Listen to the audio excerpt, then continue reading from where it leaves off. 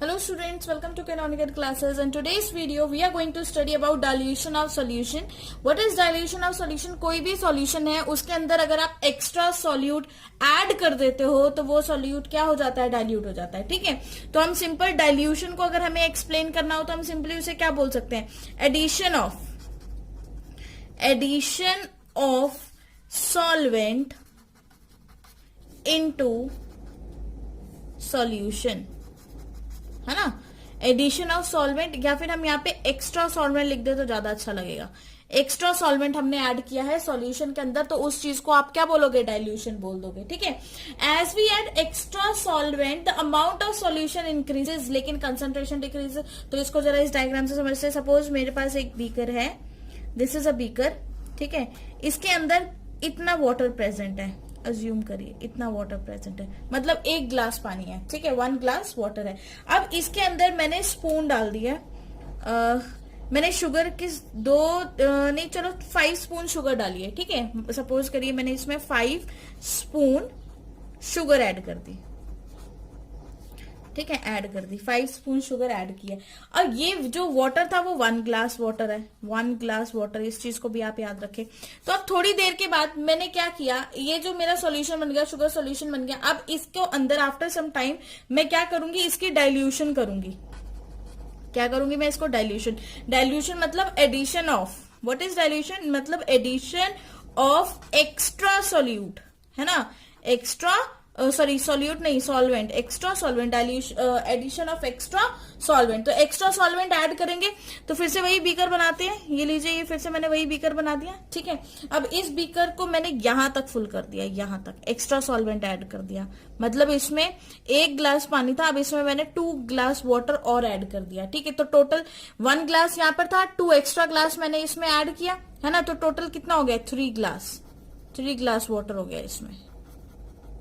ठीक है, addition of extra solvent में मैं लिख देती हूँ 2 glass, adding 2 glass water, adding, ताकि आपको और अच्छे से क्लियर हो जाएंगे. Adding 2 glass of water, H2O, है ना. 2 ग्लास पानी ऐड किया, बट लेकिन इसके अंदर मैंने 2 ग्लास पानी ऐड किया, लेकिन इसके अंदर जो कंसंट्रेशन है, कंसंट्रेशन ऑफ सॉल्यूट की जो कंसंट्रेशन है रिमेन्स कांस्टेंट. कितनी कांस्टेंट रही, उतनी जितनी 5 स्पून हमने ऐड की थी शुगर, तो वही शुगर 5 स्पून शुगर, है ना, वही कांस्टेंट रही, उसमें कोई भी चेंज नहीं आया. क्या ये बात क्लियर है? ठीक है, तो इस तरह की कोई भी आपके पास कैटेगरी बनती है, मतलब इस तरह का कोई भी सॉल्यूशन बनता है जहां पर एक्स्ट्रा सॉल्यूट ऐड किया आपने, तो आपका सॉल्यूशन की क्वांटिटी तो बढ़ गई. यहाँ पर सॉल्यूशन आपको देखने में मिल रहा है, क्वांटिटी बढ़ गई, लेकिन आपका जो सॉल्यूट है 5 स्पून शुगर वो एज इट इज रहा, हमने उसके अंदर कोई भी सॉल्यूट ऐड नहीं किया. तो इस प्रोसेस को बोला जाता है, इस पूरे प्रोसेस को बोला जाता है, what this process is known as, इस पूरे प्रोसेस को बोला जाता है डाइल्यूशन. ठीक है, तो जनरली अगर हम डाइल्यूशन की बात करें, तो डाइल्यूशन के अंदर होगा क्या कि जैसे ही हम एक्स्ट्रा सॉल्यूट ऐड करेंगे, ऑन एडिंग एक्स्ट्रा सॉल्यूट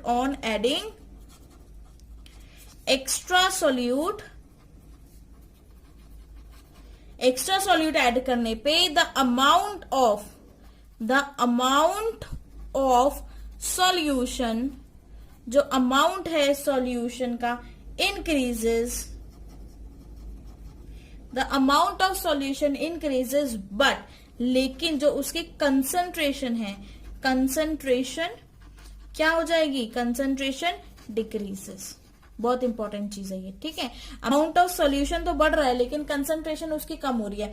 तो यहाँ पे एक और चीज नोटिस करो, देखिए ये जो मेरा पहला सॉल्यूशन है, इसका मतलब ये जो सॉल्यूशन है इसमें limited amount of water and limited amount of sugar है ना. कोई भी चीज एक्सेस में नहीं है, फिक्स मतलब अच्छी क्वांटिटी के अंदर, तो हम इसको बोल सकते हैं कंसंट्रेटेड सॉल्यूशन. मैं इसको बोल सकती हूँ कि ये मेरा कंसंट्रेटेड सॉल्यूशन है जिसमें शुगर की quantity as comparison to other solution is ज्यादा, है ना. शुगर की क्वांटिटी इसके कंपैरिजन में ज्यादा है इसके अंदर, तो इसलिए मैंने इसको कंसंट्रेटेड सॉल्यूशन बोल दिया. जैसे ही आपने इसमें डाइल्यूशन करी, एक्स्ट्रा सॉल्यूट ऐड किया, 2 ग्लास एक्स्ट्रा वाटर ऐड किया, तो ये क्या हो गया आपका डाइल्यूट सॉल्यूशन हो गया. ओके तो मतलब कंसंट्रेटेड सॉल्यूशन में एक्स्ट्रा सॉल्यूट आप ऐड करोगे तो आपका सॉल्यूशन क्या हो जाएगा, डाइल्यूट हो जाएगा। ठीक है, तो इसको यहाँ पे एक छोटे से उसे दिखाते हैं कि हमारे पास पहले जो हमारे पास सॉल्यूशन होता है वो कंसंट्रेटेड होता है और जैसे ही हम सॉल्वेंट ऐड करते हैं तो वो सॉल्यूशन डाइल्यूट हो जाता है। बट दोनों ही सॉल्यूशन है तो दोनों ही सॉल्यूशन, तो हम इसको ऐसे भी लिख सकते हैं, कंसंट्रेटेड सॉल्यूशन है ना, changes to dilute solution, dilute solution. Concentrated solution dilute solution में कब चेंज होता है, आफ्टर एडिंग, क्या ऐड होने के बाद, एक्स्ट्रा सॉल्यूट। यही बात क्लियर है, आफ्टर एडिंग एक्स्ट्रा सॉल्यूट। ठीक है, तो जैसे ही आपने एक्स्ट्रा सॉल्यूट ऐड किया इसके अंदर तो आपकी कंसंट्रेशन चेंज होगी। अब यहां पर एक चीज जो सबसे इंपॉर्टेंट आपको नोट करनी है वो ये है कि देखिए कंसंट्रेटेड सॉल्यूशन है तो उसकी कुछ ना कुछ मोलैरिटी होगी। सपोज करिए उसकी मोलैरिटी मैंने 1 ले ली और उसका कुछ ना कुछ वॉल्यूम भी होगा, दैट इज उसको भी मैंने V1 ले लिया। लेकिन जब आपने उसके अंदर एक्स्ट्रा सॉल्यूट ऐड कर दिया तो डाइल्यूशन के बाद उसकी मोलैरिटी चेंज होकर M2 हो गई और उसका वॉल्यूम भी तो चेंज हो गया, वॉल्यूम इंक्रीज हो गया। ठीक है, तो वो क्या हो गया, V2 हो गया। क्लियर है ये बात। अब हमें पता है कि जो कंसंट्रेटेड सॉल्यूशन से जब हम डाइल्यूट सॉल्यूशन की तरफ मूव कर रहे हैं ना, from concentration to dilute, from concentration to dilute, जब हम कंसंट्रेशन की से डाइल्यूट की तरफ मूव कर रहे हैं तो जो एक चीज है वो कांस्टेंट रहती है, एक जो हमारे पास चीज होती है वो कांस्टेंट रहती है। क्या कांस्टेंट रहेगा, क्या कांस्टेंट रहेगा, number of moles, number of moles remains constant, remains constant. ठीक है, और नंबर ऑफ मोल्स किसके कांस्टेंट रहेंगे, सॉल्यूट के कांस्टेंट रहेंगे। नंबर ऑफ मोल्स तो आपने सॉल्यूट के चेंज ही नहीं किए, वो तो एज इट इज ही है। ठीक है, तो हम इसको ऐसे लिख सकते हैं कि अगर मेरे पास कोई भी कंसंट्रेटेड सॉल्यूशन है, कंसंट्रेटेड सॉल्यूशन, ठीक है, इसे हमने बना लिया डाइल्यूट सॉल्यूशन, डाइल्यूट सॉल्यूशन।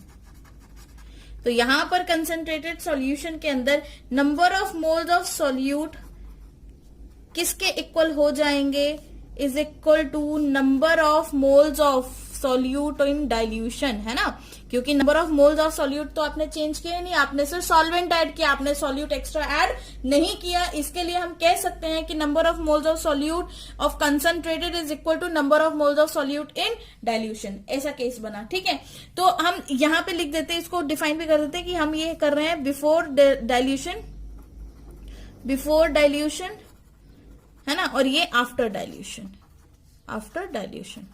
मतलब डाइल्यूशन से पहले और डाइल्यूशन के बाद number of moles of solute बिल्कुल आपके सेम है। तो नंबर ऑफ मोल्स जो है वो कैसे, हम अगर किसी भी चीज के मोलैरिटी हम फाइंड आउट करते हैं तो मोलैरिटी का फॉर्मूला क्या होता है, number of moles upon volume, ये होता है वॉल्यूम इन लीटर्स। ठीक है, तो अगर मैं नंबर ऑफ मोल्स, यहाँ पे number of moles of solute divided by volume of solution, तो अगर मुझे number of moles find out करने हैं इसके, तो मैं क्या करूंगी, मोलैरिटी इनटू वॉल्यूम। तो यहाँ पे अगर मैं नंबर ऑफ मोल्स की वैल्यू लिखूंगी बिफोर डाइल्यूशन तो क्या होगा, उसको हम बोलेंगे M1V1। ठीक है, उसके बाद number of moles of solute after dilution जो कि क्या हो जाएगा, M2V2। समझ में आई बात। ठीक है, तो यहां पे क्या हो गया आपके पास एक्सप्रेशन ना, M1V1 जो कि क्या हो गया, M2V2, क्योंकि ये एक डाइल्यूट सॉल्यूशन है। डाइल्यूट सॉल्यूशन में नंबर ऑफ मोल्स आपके सेम रहते हैं, तो हम क्या कर सकते हैं, M1V1 is equal to M2V2। हम इनको इक्वेट करेंगे क्योंकि नंबर ऑफ मोल्स इक्वल है, तो हमारे M1V1 भी किसके इक्वल हो जाएंगे, M2V2 के इक्वल हो जाएंगे। सिंस डाइल्यूशन है तो ये दोनों इक्वल रहेंगे, ये बात आपको याद रखनी है। और यहीं से आपके पास फॉर्मुलेशन आ जाती है कि M1V1 जो है डाइल्यूशन से पहले जो भी आपके पास मोलैरिटी या वॉल्यूम होता है वो किसके इक्वल कर देना है आपने, डाइल्यूशन के बाद जो मोलैरिटी और वॉल्यूम है। ठीक है, क्यों, क्योंकि यहाँ पे नंबर ऑफ मोल्स आपके क्या है, कांस्टेंट है। तो नंबर ऑफ मोल्स के आपने जस्ट वैल्यू पुट किया, जहां पे M1V1 किसके इक्वल आ गया, आपके M2V2 के इक्वल आ गया। अब इसको और भी अच्छे से समझने के लिए हम क्वेश्चन को सॉल्व करते हैं। लेकिन क्वेश्चन आप हमेशा याद रखना कि जब भी हमें क्वेश्चन में डाइल्यूशन दिख जाए तो वहां हमने directly M1V1 is equal to M2V2 apply कर देना है। ठीक है, तो क्वेश्चन नंबर फर्स्ट लिखते हैं। सबसे फर्स्ट जो क्वेश्चन हमने लिखना है वो क्या है, देखिए 100 ml ml, ये क्वेश्चन नंबर 1 है, ठीक है, इसको 11 मत समझना। 100 ml of 1 molar aqueous KCl solution. KCl solution is diluted by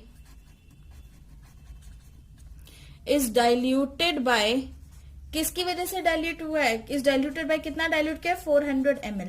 okay, calculate the molarity of diluted solution. अब हमें यहाँ पे क्या निकालना है? Calculate the molarity of diluted solution. ठीक है, डाइल्यूटेड सॉल्यूशन की मोलैरिटी आपने यहाँ पर फाइंड आउट करनी है।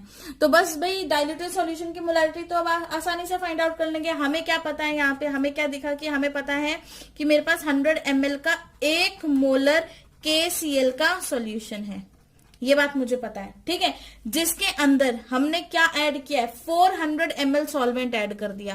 क्या ऐड कर दिया? 400 ml सॉल्वेंट। और जब मैंने 400 ml सॉल्वेंट ऐड किया तो मेरे पास जो नया वॉल्यूम निकल के आया वो आया 500 ml, क्योंकि 100 ये 100 plus 400, 100 plus 400 is equal to 500 ml। ठीक है, तो हमें इस 500 ml की मोलैरिटी को फाइंड आउट करना है। क्या ये बात क्लियर हुई? ठीक है, मेरे पास क्या था? 100 ml का 1 मोलर एक्वस KCl सॉल्यूशन का, जिसको मैंने डाइल्यूट कर दिया, 400 ml बना दिया। 100 से कितना बना दिया? 400 ml। तो हमें मोलैरिटी कैलकुलेट करनी है इस डाइल्यूटेड सॉल्यूशन की। तो देखिए 100 ml का 1 मोलर KCl सॉल्यूशन मुझे गिवन था, उसमें मैंने क्या किया? 400 ml सॉल्वेंट ऐड किया, तो टोटल वॉल्यूम कितना आ गया? 500 ml, जो कि उसकी मोलैरिटी फाइंड आउट करनी है, जिसकी हमें मोलैरिटी फाइंड आउट करनी है। तो बस फिर फॉर्मूला पुट करिए, M1V1 is equal to M2V2। M1V1 is before dilution and M2V2 is after dilution. So before dilution molarity was 1 and volume was 100. After dilution molarity we have to find out and the volume is 400 ml. ये sorry 500 ml यही है, क्योंकि 400 ml तो हमने solution add किया। Molarity जो volume कितना हो गया आपका? 500 ml। तो बस फिर जी M2 को लेकर जाइए और 500 इसके नीचे लेकर जाइए, तो 1 into 100 divided by 500 is equal to M2। तो 0 से 0 कैंसिल आ गया, तो यहां से आपकी जो मोलैरिटी फाइंड आउट होके आएगी M2 आएगा, वो कितना आएगा? 1/5। ठीक है, आप चाहें तो इसको डेसिमल में भी फाइंड आउट कर सकते हैं। ठीक है, तो इस तरह से आपने यहाँ पे मोलैरिटी फाइंड आउट कर ली इस सॉल्यूशन की। Next question is question number 2 solve करते हैं। अब क्या है कि हाउ मेनी